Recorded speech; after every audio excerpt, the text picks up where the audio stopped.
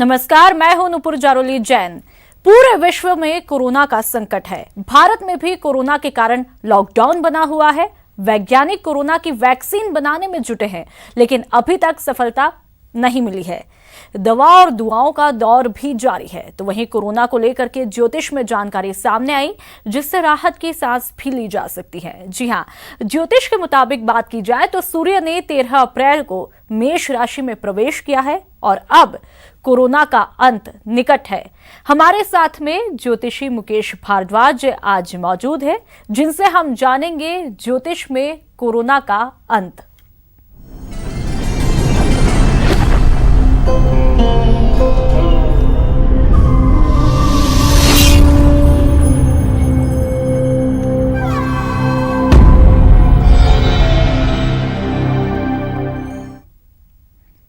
तो चलिए हम जानते हैं, हमारे साथ में स्टूडियो में मौजूद है ज्योतिष मुकेश भारद्वाज जी। मुकेश जी, आपका बहुत बहुत न्यूज़ 18 पर स्वागत है। सबसे पहले आपसे जानना चाहेंगे, जो अभी सभी के मन में एक ही सवाल चल रहा होगा कि आखिरकार कोरोना का अंत कब होगा, ज्योतिष क्या कहता है? देखिए, बहुत ही हमने न्यूज़ 18 पर पहले जब बात की थी इस संबंध में, तो एक बहुत महत्वपूर्ण बात थी कि 24 दिसंबर को जब एक ग्रहण आया था, जो 6 ग्रह उसके अंदर शामिल थे, तो उस ग्रहण के कारण इस जो रोग है इसमें एक तरह से इसको फैलाव मिला।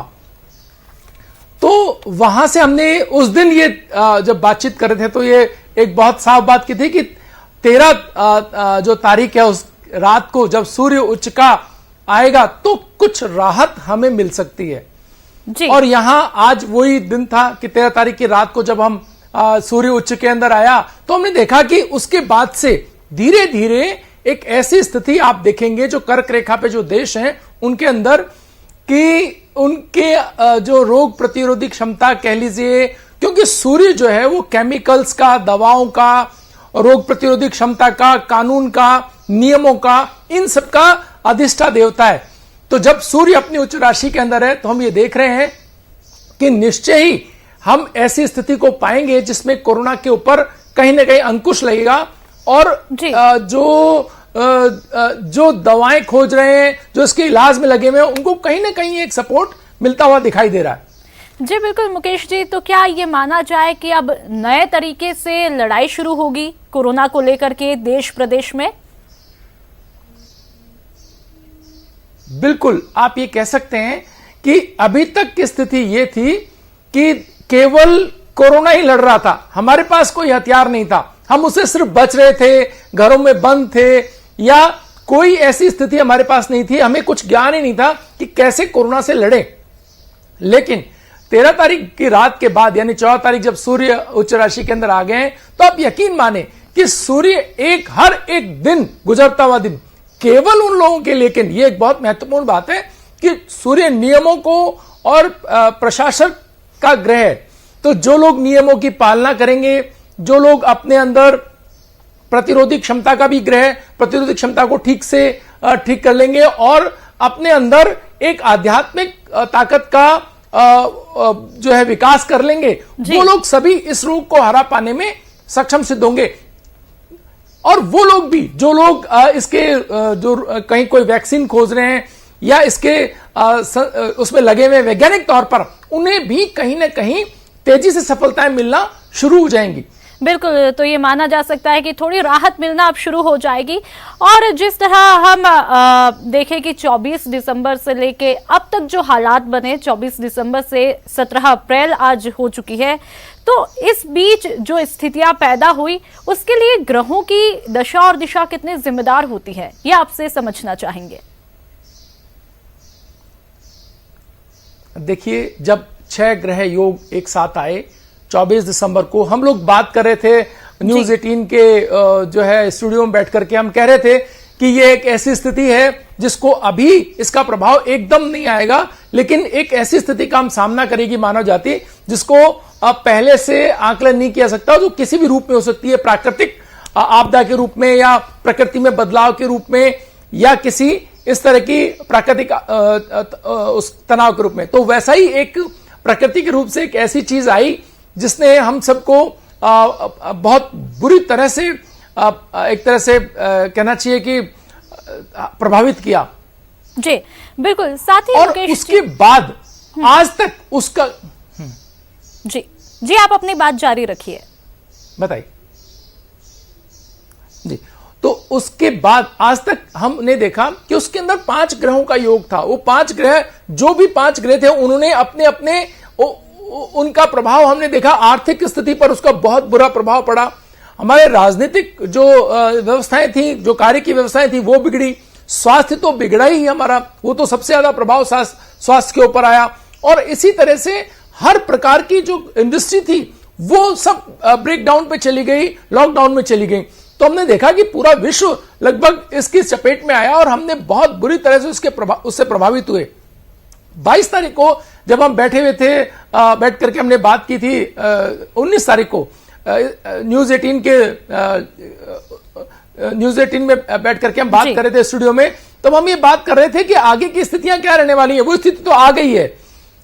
तो हम ये बात कर रहे थे उस दिन की भी, 13 तारीख के बाद जब सूर्य उच्च का होगा वहीं कोई राहत है, उससे पहले कोई राहत दिखाई नहीं दे रही थी। और हमने देखा कि उससे बीच में कोई ऐसी स्थिति नहीं आई, बल्कि भारत में भी बहुत तेजी से ये बढ़ा और पूरा लगभग भारत इसकी चपेट में आ गया। लेकिन मैं आप ज्योतिषीय आकलन के आधार पर बहुत विश्वास से बात कह सकता हूं, जो भी ज्योतिष में जिनका भरोसा है, जो मानते हैं कि ज्योतिष का ज्ञान कहीं ना कहीं मददगार साबित हो सकता है, तो वो लोग राहत ले सकते हैं कि जब सूर्य उच्च का आ गया है तो आपने जो पुण्य इन दिनों कमाए थे, बैठ करके ईश्वर का कहीं नाम लिया था, या कोई अगर आपने साधना की थी, या अपनी प्रतिरोधी क्षमता के लिए कोशिश की थी, उन सभी को कहीं ना कहीं इसका लाभ मिलेगा। और वो लोग अपने सेहत के प्रति आश्वस्त हो सकते हैं कि वो अब उनको ये रोग उतना नहीं परेशान कर पाएगा जितना 13 तारीख से पहले की जो स्थितियां थी। तो ये स्थिति बहुत साफ हो गई है। एक और बात जो बहुत जी बिल्कुल, इस वक्त जो भी दर्शक आपको देख रहे होंगे या फिर सुन रहे होंगे तो थोड़ी सी राहत जरूर महसूस कर रहे होंगे, क्योंकि कहीं ना कहीं बहुत सारे लोगों के मन में बेचैनी है, पैनिक भी हो रहे हैं, लेकिन अब उनके लिए थोड़ी राहत भरी खबर है। साथ ही एक महत्वपूर्ण जानकारी जानना चाहेंगे, सूर्य जो है वो कब तक मेष राशि में रहने वाला है? ये बहुत महत्वपूर्ण बात है। लगभग 30 दिन मेष राशि में रहते हैं। तो अभी आज जो कहना चाहिए हमें कि शुरुआती जो 3-4 दिन होते हैं उसमें उतने प्रभावी सूर्य नहीं रहते हैं। मतलब शुरुआती दौर के अंदर थोड़ा सा उनको समय लगता है अपने प्रभाव को स्पष्ट करने में। लेकिन कल का जो सूर्योदय होगा, आप देखेंगे कि कल के बाद की स्थिति हर दिन बदलती जाएगी। तो अगले 30 दिन जो है वो ऐसे दिन होंगे कि जिसमें जो हर एक व्यक्ति जो इसके कार्य में लगा हुआ है, जो अनुशासन के अंदर बंधा हुआ है, जो नियमों की पालना कर रहा है, वो हर व्यक्ति लाभान्वित होगा। और वो हर व्यक्ति जो नियमों को तोड़ रहा है या जो कानूनों की पालना नहीं कर रहा है, वो हर व्यक्ति बुरी तरह से परेशान होगा, दंडित हो सकता है वो कहीं ना कहीं कोई बड़ी समस्या में आ जाए। तो ये बहुत सूर्य का एक बहुत बड़ा, मैं आपको बताना चाहूंगा, बड़ा रोचक बात है ये कि सूर्य नियमों की, कानून के लिए या किसी भी ऐसी स्थिति के लिए बड़ा ही प्रभावी ग्रह। अगर कोई कानून की पालना नहीं कर रहा है या नियमों की कड़ाई से पालना नहीं कर रहा है तो वो बहुत ही मुश्किल में आ सकता है। तो उन सभी लोगों की चेतावनी भी है कि खाली आश्वासन ही नहीं है कि भाई आप नियमों के अच्छे से पालन करें। जो शासन ने नियम तय कर दिए हैं उनकी पालना करना बहुत आवश्यक है। नहीं तो फिर जो भी नीति को बनाने वाले लोग हैं या जो जिन नियमों की पालना कराने वाले लोग हैं वो बहुत सख्त हो सकते हैं आज के बाद से, यानी कल सुबह के बाद से इतनी ज्यादा सख्ती आ सकती है जिसकी कल्पना नहीं की जा सकती है। जी बिल्कुल मुकेश जी, और ये कहा भी जाता है कि हर अंधेरी रात के बाद सूरज जरूर उगता है। तो कहीं ना कहीं सूर्य का मेष राशि में आना एक उम्मीद की किरण बनता हुआ दिखाई देता है। और जो 1 महीने का जो वक्त है उसके बाद क्या पूरी तरह से कोरोना खत्म हो जाएगा? ज्योतिष क्या कहता है? जी नहीं, ऐसा नहीं है, एकदम से खत्म नहीं हो रहा है। 21 जून एक ऐसी डेट हमने उस दिन 19 तारीख को एक बातचीत की थी इस बारे में। तो एक डेट हमने निकाली थी जिसके अंदर हम ये माने थे कि एक और सूर्य ग्रहण आ रहा है। वो सूर्य ग्रहण ये तय करेगा कि ये पूरी तरह से इसको ये समेट के अपने अंदर समाहित कर लेगा इस नेगेटिव ऊर्जा को, या कोई नकारात्मक उत्सुकता भगवान न करे उसमें शामिल होगी या किसी अन्य प्रकार से रूप बदल के कोई चीजें हमें परेशान करेगी। लेकिन 21 जून एक ऐसी तारीख है जहां से अभी तो यह मान लेना चाहिए कि यहां से पूरी तरह से आज के स्वरूप में तो नहीं रहने वाला है। जी बिल्कुल। और साथ ही प्रदेश की बात कर ले या फिर देश की बात की जाए, नुकसान तो अभी भी हो ही रहा है हालांकि, लेकिन उस पर लगाम लगाने की कोशिशें भी लगातार जारी है। तो नुकसान को लेकर के ज्योतिष का आकलन क्या कुछ कहता है, कितना नुकसान हो सकता है? देखिए, अगर ये बात आर्थिक की है तो इसमें कोई दोहराए नहीं है कि ये बहुत बड़ा आर्थिक नुकसान है, क्योंकि बृहस्पति और बुध दोनों इसके चपेट में है। तो बृहस्पति धन प्रदाता, सबसे बड़ा धन प्रदाता ग्रह है, और बुध व्यवसाय का ग्रह। ये दोनों जब इसकी जद के अंदर हैं तो अभी लगभग बृहस्पति तो अपनी नीच राशि में लगभग 1 वर्ष रहने वाले हैं, 1 महीना भी अभी नहीं निकला है। तो अगले 10-11 महीने तो बहुत ज्यादा तनावपूर्ण हो सकते हैं और आर्थिक तौर पर। हालांकि अपनी अपनी कुंडलियों और अपने अपने जो ग्रहों की स्थिति जन्मकालीन है उसके अनुसार अलग अलग उस पर प्रभाव रहेगा, लेकिन कमोबेश आर्थिक सुस्ती तो हम देख ही सकते हैं। एक बहुत महत्वपूर्ण और रोचक बात मैं आपको जो ज्योतिष के जिज्ञासु उनको बताना चाहूंगा कि हर 11 वर्ष बाद में बृहस्पति अपनी नीच राशि में आते हैं जी। तो इसको एक स्लो डाउन, जो पश्चिम जगत तो कहता है कि स्लो डाउन करेक्शन आता है, लेकिन ये करेक्शन नहीं होता है। एक्चुअली ज्योतिषीय आधार पर बृहस्पति का अपनी नीच राशि में आने से उत्पन्न स्थितियां ज्योतिषीय मानता है। लेकिन इस बार ये बहुत कड़ी इसलिए हो गई क्योंकि जो बृहस्पति नीच राशि में आए वहीं पर ही शनि भी बैठे हुए। तो शनि और बृहस्पति का दोनों का मिलन इस स्थिति को बहुत विकट उसने बना दिया है। तो होना यह चाहिए, अब मतलब अगर ज्योतिष उपायों की हम पे चले जाएं तो अगर हम नियमों की सही से पालना करते हैं, ऐसे बहुत सारे क्षेत्र हैं, टेक्नोलॉजी से जुड़े हुए क्षेत्र हैं, यानी कि अब तकनीकी ही भगवान है। आप देख सकते हैं कि हम आप बैठ करके इतने हजारों दर्शकों से आसानी से बात कर सकते हैं, लेकिन आज के 25 साल पहले इसकी कल्पना भी नहीं कर सकते, 50 साल पहले सोच भी नहीं सकते थे कोई। तो टेक्नोलॉजी अब बहुत महत्वपूर्ण रूप से हमें प्रभावित करने वाली है। तो जो भी लोग तकनीकी में पारंगत होंगे या तकनीकी सेवाओं के जरिए अपने व्यवसाय को करेंगे या तकनीकी से अपने कार्यों को निभा पाएंगे, वो सभी लोग लाभान्वित होंगे। तो जो भी लोग जो उम्र दराज हैं या जिन्हें तकनीकी का बहुत ज्ञान नहीं है, उन्हें भी इस खाली टाइम के अंदर एक सलाह दी जा सकती है कि वो तकनीकी को सीखने का प्रयास करें और जितनी जल्दी उसमें सिद्धता हासिल कर सकते हो वो उसके ऊपर अपनी तैयारी बहुत तेजी से करें और अपना कमांड बनाएं टेक्नोलॉजी सीखने के लिए। तो बहुत महत्वपूर्ण तरीके से व्यवसाय के अंदर आगे आने वाले दिनों में काम में जी ली जाने वाली चीजें होगी, जिससे सही है। ये कहा जा सकता है कि अभी क्वारंटीन टाइम को लोग जो है वो क्वारंटीन ना समझ करके उसे क्वालिटी टाइम बनाने में लगाए और इससे कई हद तक वे भी पॉजिटिव रहेंगे और जल्द से जल्द समस्या का समाधान भी हो पाएगा। चलिए लगातार आपसे जानकारी इस पर लेते रहेंगे, लेकिन फिलहाल वक्त चला एक ब्रेक का। ब्रेक के बाद आपका स्वागत है। कोरोना से देश प्रदेश में हाहाकार मचा हुआ है, लोग जो है वो खौफजदा है और इसको कम करने की लगातार कोशिशें भी सरकार के द्वारा तमाम कोरोना योद्धाओं के द्वारा की जा रही है। और इसी पर बातचीत के लिए हमारे साथ ज्योतिष शास्त्र जो है मुकेश भारद्वाज जी लगातार हमारे साथ स्टूडियो में बने हुए, वे बता रहे हैं कि ज्योतिष क्या कुछ कहता है, किस कारण से ये स्थितियां बनी और आगे क्या कुछ परिस्थितियां बनने वाली है। तो लगातार वो हमें जानकारी दे रहे। मुकेश जी कहते हैं कि हर समस्या अपने साथ में समाधान लेकर के आती है और इस वक्त बहुत सारे लोग जो है वो नेगेटिव हो चुके हैं, पैनिक भी हो रहे हैं। तो ज्योतिष के अनुसार क्या कुछ समाधान उन लोगों को किया जाना चाहिए जिससे कि वो पैनिक भी कम हो? बहुत महत्वपूर्ण सवाल है। देखिए क्या है कि हमारा जो प्राच्य ज्ञान है, जो हमारे ज्योतिष का जो ज्ञान है, वो महत्वपूर्ण ढंग से 3 बातों की बात करता है। एक हमारे आध्यात्मिक जो तैयारी है उससे हमारे मानसिक तैयारी के तौर पर देखा जाता है। किसी भी समस्या के अंदर हम ईश्वर के समक्ष जाते हैं, प्रार्थनाएं करते हैं और वहां से अपनी एनर्जी लेते हैं जो हमारे आत्मबल को बढ़ाने में बहुत महत्वपूर्ण भूमिका निभाती है। दूसरी महत्वपूर्ण बात है हमारे शरीर की, कि हमारा शरीर जो है वो रोग प्रतिरोधी क्षमता बढ़ा करके उसकी तैयारी करके आयुर्वेद के माध्यम से हम किसी भी रोग को लड़ने के लिए हम तैयार होते हैं और हमारा शरीर उसके लिए हम तैयारी करते थे, हजारों सालों से करते रहे और रोगों से लड़ते हुए हम यहां तक पहुंचे, ये संस्कृति यहां तक पहुंची। और तीसरी महत्वपूर्ण जो बात है वो ये है कि हमारे आज की स्थिति के अंदर अगर हम इस बात को कहें कि किस तरह से इसको किया जाना चाहिए, तो प्रकृति के माध्यम से हम अपनी जो शारीरिक दक्षता है, शारीरिक ऊंचाई है, जो रोग प्रतिरोधक क्षमता है, उसको बढ़ाने के लिए हम प्रकृति से मदद लेते थे। ये तीनों चीजों के अंदर कहीं ना कहीं गिरावट आई और इस वजह से ये इतना महत्वपूर्ण ढंग से हमको प्रभावित कर सकी ये जो परेशानी है। लेकिन फिर भी हमने देखा कि पूरे विश्व में जिस तरीके से ये परेशानी आई उससे उतने ज्यादा बड़े तरीके से हम प्रभावित नहीं हुए।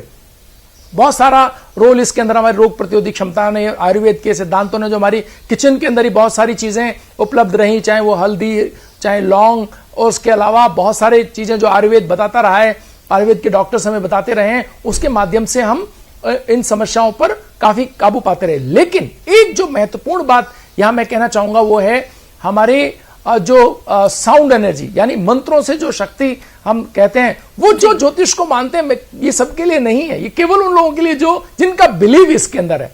तो अगर आपका बिलीव इसमें, तो सूर्य के सामने जब आप जब सूर्य नमस्कार कर रहे हो उस समय नमोकार मंत्र या मृत्युंजय मंत्र या सूर्य, कोई भी सूर्य मंत्र, इनका अगर आप वहां पर खड़े होकर के अपने मन ही मन या ओम की ध्वनि का आप उच्चारण करते हैं, तो आप देखेंगे कि आपका रेस्पिरेटरी, अपर रेस्पिरेटरी जो है वो साउंड होते चले जाएगा। और उस तरह से आप ये जो, क्योंकि ये रोग जो है मुख्यतः आपका रेस्पिरेटरी ट्रैक को प्रभावित कर रहा है, हालांकि पूरे शरीर को ही ये जो मंत्र में नमोकार मंत्र की बात कर रहा हूं मैं, मृत्युंजय मंत्र की बात कर रहा हूं मैं, हमारे जो गायत्री मंत्र की बात कर रहा हूं, ये सभी मंत्र वो मंत्र हैं जो साउंड एनर्जी है। ये स्वर और श्वास और निश्वास के माध्यम से हम कहना चाहिए कि जितने भी हमारे प्राणायाम के जो तरीके हैं उनसे हम हमारी रोग प्रतिरोधक क्षमता बढ़ा करके और इस रोग से लड़ने में अपने शरीर को पूरी तरह से तैयार कर सकते हैं और इस रोग को हरा सकते हैं। इस जंग में जीत हमारी हो सकती है, बिल्कुल बिल्कुल हराने में कामयाब हो सकते हैं। तो यहाँ ये एक बहुत महत्वपूर्ण बात है। एक और बात जो बहुत यहाँ दर्ज की जानी चाहिए कि आने वाले दिनों के अंदर कौन से वो क्षेत्र होंगे जिनके अंदर आर्थिक रूप से भारत, क्योंकि अब ये लड़ाई वैश्विक हो चुकी है, हम देख रहे हैं कि ऐसी स्थिति नहीं बची है कि बिना अर्थ के कोई भी लड़ाई जीतना बड़ा मुश्किल हो जाता है। और जो 1 महीना 1.5 महीना जब हम बैठ गए और अगले 1-1.5 महीने की और ऐसी स्थिति आने वाली है जिसमें हमको बहुत कंट्रोल तरीके से आगे बढ़ना है, तो कौन से वो क्षेत्र होंगे जिनके अंदर आर्थिक रूप से ग्रह स्थिति आपको फायदा पहुंचाएगी। तो ये यहां एक बहुत मुख्य तौर पर हम कह सकते हैं कि टेक्नोलॉजी जो है ना वो बहुत महत्वपूर्ण रोल निभाने वाली है आने वाले दिनों में। जितना संपर्क आपका टेक्नोलॉजी पर अपने आसपास के लोगों से होगा, जितना आप अपने आप को मानसिक तैयारी इन दिनों में आप कर लेंगे, ये सारे खाद्यान्न से जुड़े हुए चीज, क्योंकि मंगल इस समय का चल रहा है, निर्माण से जुड़ी हुई चीजें, यानी निर्माण बहुत तेजी से आने वाले दिनों के अंदर निर्माण क्षेत्र के अंदर आर्थिक उन्नति आप भारत के अंदर आते हुए देखेंगे। अब जो भी जो धातु से संबंधित, यानी लोहा है, चांदी, सोना, ये तो कीमती धातु है, लेकिन जो भी जो इस तरह की धातु है जो निर्माण क्षेत्र में या अन्य क्षेत्रों में काम में आने धातु में बहुत तेजी आप देखेंगे। साथ ही साथ आप बहुत महत्वपूर्ण ढंग से कपड़ा व्यवसाय में भी आप आगे आने वाले दिनों के अंदर तेजी देखेंगे। तो ये वो क्षेत्र होंगे जिनके अंदर आप आगे बहुत उन्नति होते हुए देखेंगे इस देश के अंदर। बहुत तरीके से रसायन के जो क्षेत्र हैं उनके अंदर आपको बहुत मेडिकल इक्विपमेंट और मेडिकल की जो सुविधाएं हैं उनके अंदर बहुत निवेश और बहुत तेजी से ये देश अग्रणी तौर पर निवेश करेगा और यहां व्यवसाय के अच्छे अवसर निकल करके आएंगे। सबसे महत्वपूर्ण बात मीडिया और टेक्नोलॉजी के क्षेत्र में है, जो जिनके पास ये जो अपन देख रहे हैं डेटा यूजेस कितने बढ़ गए हैं, ये इसके में बहुत लक्षणकारी एक तरह से कह सकता हूं कि वृद्धि होने की संभावना अगले 1-1.5 साल के अंदर होने वाली है। तो जो लोग इस मीडिया के क्षेत्र में या टेलीकम्युनिकेशन के क्षेत्र में या टेक्नोलॉजी के क्षेत्र में काम कर रहे होंगे, वो बहुत ऊंचाई और बहुत धन आने वाले दिनों के अंदर कमाते हुए दिखाई दे रहे हैं। जी, साथ ही मुकेश जी एक अहम सवाल, यदि हम राजस्थान के परिप्रेक्ष्य में बात करें तो यहाँ पर अभी किस तरह की स्थितियां होती हुई नजर आ रही है? यहाँ पर कब थोड़ी राहत की खबर आ पाएगी? क्योंकि जिस तरह से हम देख रहे हैं कि जयपुर में लगातार केसेस बढ़ते हुए जा रहे हैं, तो वहां पर कब राहत मिल पाएगी? एक बहुत महत्वपूर्ण जानकारी मैं आपको देना चाहूंगा हमारे टीवी दर्शकों को, जो ज्योतिष में बिलीव करते हैं उन्हें, कि हमारे जो मुख्यमंत्री हैं उनकी कुंडली में भी सूर्य उच्च का है। ये बहुत महत्वपूर्ण बात है। इसके मायने क्या है कि वो एक बहुत ही दक्ष प्रशासक हैं और जिस तरीके से उन्होंने इसको जो योजना बना करके कंट्रोल करने की कोशिश की है, सूर्य से प्रकृति में भी उच्च चल रहा है, तो ये जो कॉम्बिनेशन है आप देखेंगे इतना अद्भुत काम करेगा कि सब देखते रह जाएंगे कि कैसे राजस्थान के अंदर इतनी विकट स्थितियों को भी उन्होंने कितने सहजता से कंट्रोल कर लिया। तो ये जो उनकी प्रशासनिक दक्षता है और सबको साथ लेके टीम वर्क के साथ काम करने की जो उनकी हमेशा की आदत रही है, इसमें आप बहुत बढ़ोतरी होते हुए देखेंगे और देखेंगे कि कैसे उन्होंने सब चीजों को बहुत सहजता से बिना किसी तनाव के, बिना पैनिक में आए चीजों को ठीक करते चले गए और इसका लाभ राजस्थान की जनता को मिला। तो ये एक बहुत राहत की बात है कि हमारे प्रदेश के अंदर जो मुखिया हैं वो बहुत ही दक्ष प्रशासक हैं। खबर आज आपने तमाम जानकारियां राहत भरी दी है और जिससे शायद जो दर्शक आपको सुन रहे होंगे, देख रहे होंगे, वो भी राहत की सांस ले पा रहे होंगे, जो लंबे समय से चिंतित भी चल रहे थे कि आगे क्या कुछ होने वाला है। तो एक पॉजिटिव जानकारी आपके तहत उनको पहुंच रही है। तमाम जानकारियों के लिए और बातचीत करने के लिए बहुत बहुत शुक्रिया।